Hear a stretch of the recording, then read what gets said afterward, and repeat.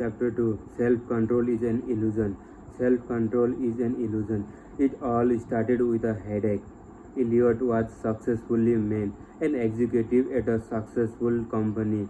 He was well liked by his co-worker and neighbor. He could be charming and disarming funny. Disarming funny. He was a husband and a father and a friend and took a sweet ass beach vacation. Except he had a headache regularly, and these weren't your typical pop and Advil kind of headache.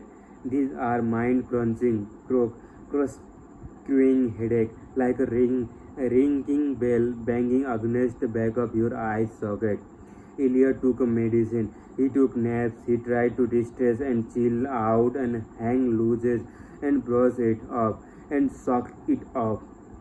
Yet the headaches continued. In fact, the only get worse.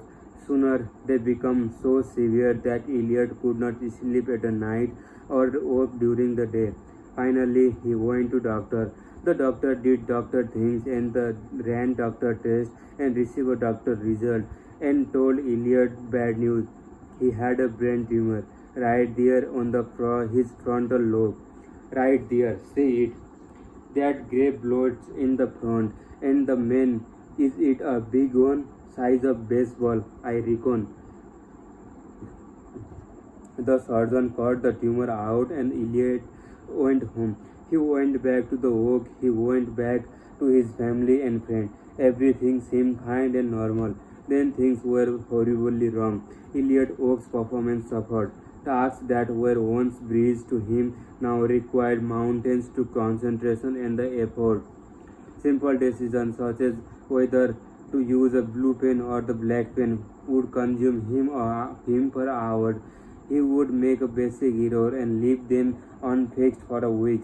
He became a scheduling black hole, missing meetings and deadlines, as if they were an insult to the fabric of space or time itself. At first, his co-worker felt bad and covered for him. After all, the guy had just had a tumor of size of the similar fruit basket cut out of his head. But then the covering became too much for them, and Elliot excuses too unreasonable. You skip an investor meeting to buy a new stapler. Elliot, really? What were you thinking?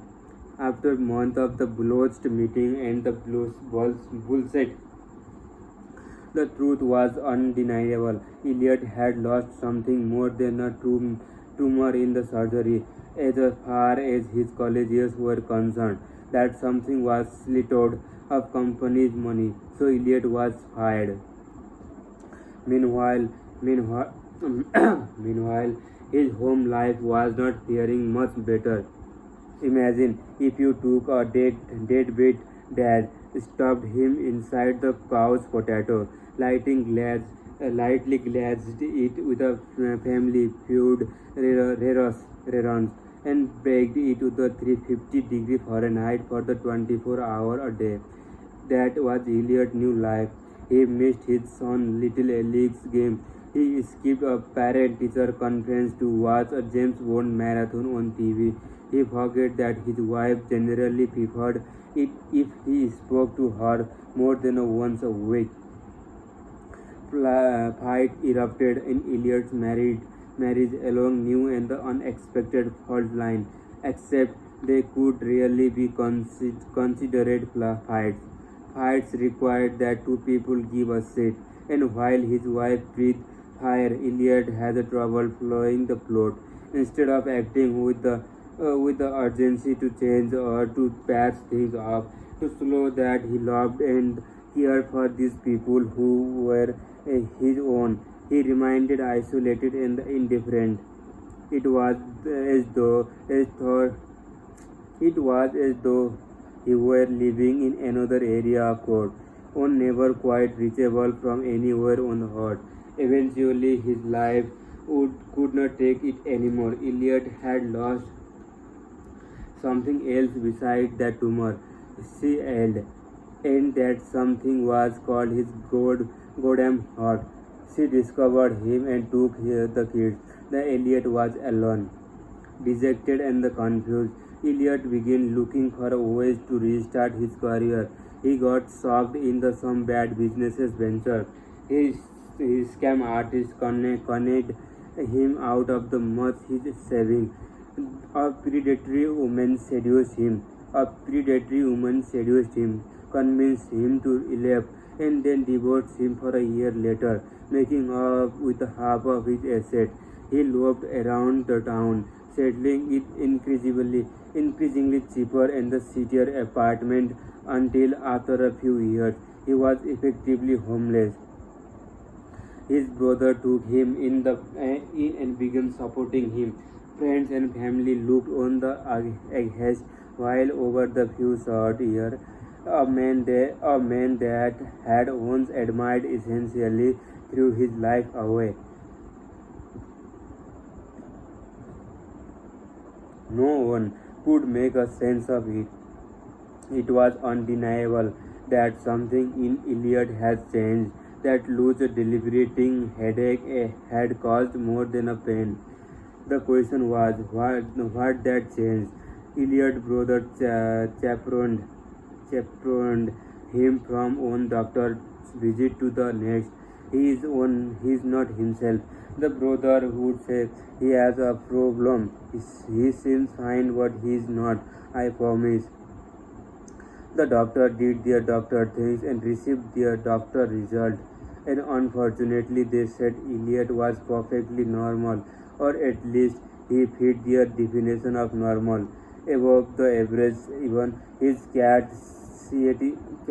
cat scan looked fine. His IQ was still high. His reasoning was solid. His memory was great. He could discuss at length and repercussions and consequences of his poor choices. He could converse on the wide range of subjects with the humor and the charm. His psychiatrist said Elliot was not depressed. On the contrary, he had a high self-esteem and no sign of chronic anxiety or the stress.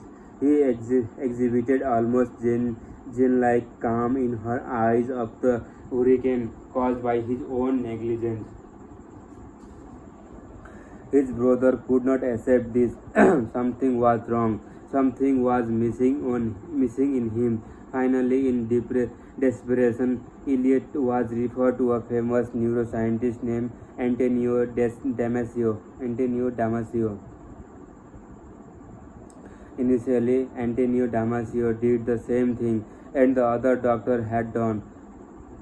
He gave Elliot a bunch of cognitive tests: memory, reflexes, intelligence, personality, capital relations, moral reasoning. Everything checked out. Elliot passed with a flying color.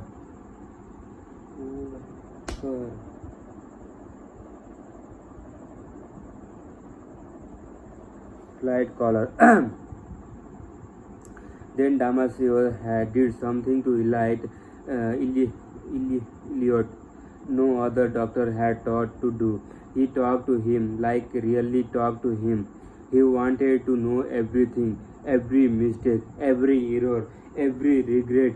How had he lost his job, his family, his house, his savings? Take me through each decision. Explain the thought process, or in this case, the lack of thought process. Elliot could explain at length what discussion he had made, but he could not explain the why of those decisions. He could not recount facts and the sequences of the event with perfect fluidity and even the certain dramatic flair. But when asked to analyze his decision making, why did he decide to buying a new stapler was more important than a meeting with an investor? Why did he decided that James Bond was more interesting than his kids? He was at a loss. He had no answer. And not only that, he was not even upset about having a no answer. In fact, he didn't care. This was a man who had lost everything due to his own poor choices and the mistake, who had exhibited no self-control whatsoever, and who was completely aware of his disaster, his life, and had become. And yet he apparently showed no remorse, no self-loathing, not even a little bit of embarrassment. Many people have been driven to suicide for less than what Eliot had endured. Yet there he was not only comfortable with his own misfortune but indifferent to it.